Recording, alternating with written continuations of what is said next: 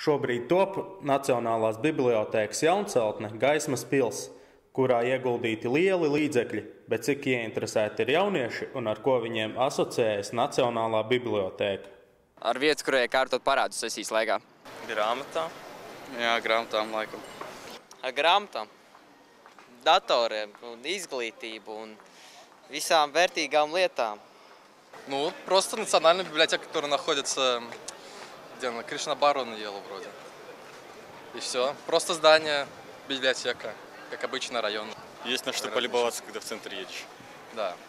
В общем, я Gaismas pils сейчас сама, первая ассоциация с Latvijas Nacionālajā bibliotēkā. Dzirdēju, ka esat baigi omulīgā, neesmu bijis, bet teicu, ka tur tāda baigā putekļi uz grāmatām baigi tā čilīgi.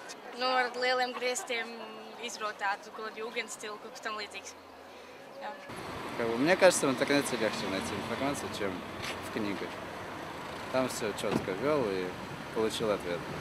Man liekas, jaunieši tāpat grūti interesēties kaut kādu bibliotēku apmeklēšanu, viņiem ir internets. Kāda šobrīd ir jauniešu bibliotēkas apmeklētība?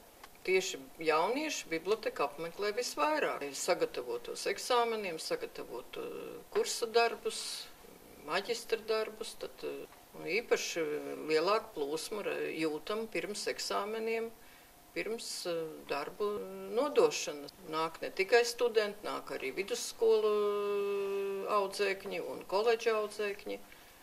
Tā kā jaunieši mums ir pārsvarā mūsu apmeklētāji. Jauniešiem Gaismas pilī būs atsevišķi lasītāji, kas nav mūsu mājās, kur viņi varēs saņemt literatūru gan mācībām, gan vaļaspriekiem, gan arī uzziņu literatūru.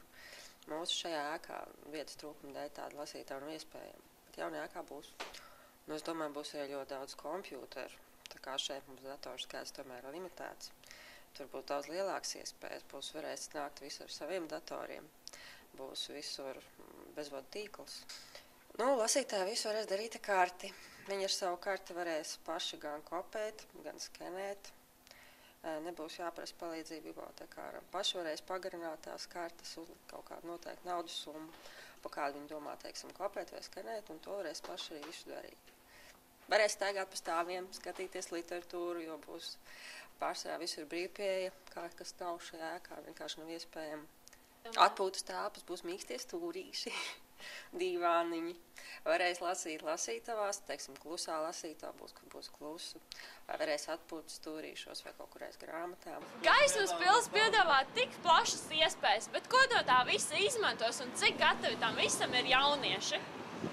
Ko tu sagaidi no jaunās Gaismas pils? Nu, no jaunās Gaismas pils noteikti sagaidi daudz grāmatu, lielāku grāmatu klāstu, lai būtu daudz jaunas informācijas pieejams. Es pieņēmu daudziem vērtiem dīvāniem, bezvadu internetam. Un jā, patīkamam personālam. No Gaismas pils es sagaidu, ka tas būs tāds, samērā varbūt interaktīvi, kaut kas varbūt vairāk nekā tikai bibliotēka. Es vēlētos sagaidīt kaut ko ļoti lielu, brīnumainu un kaut ko neredzētu. Tas varētu būt baigi smuki. Forši būtu, ja varētu no augšas kaut ko skatīties uz Rīgu, sēdēt kaut kādas skaistas skatas, aizvest meiteni kaut vai. Droši vien, ja tur būs kaut kas interesants, ko darīt, tad tur ir vērts doties. No Gaismas pils īstenotājiem uzzinājām, ka katrs stāvs būs citādāks. Atšķirīgie toņi simbolizēs naudas zīmes, koncertzāle, modernas un plašas telpas ar gleznainiem skatiem pa Rīgu ir tikai daži jaunās ēkas iegūmi.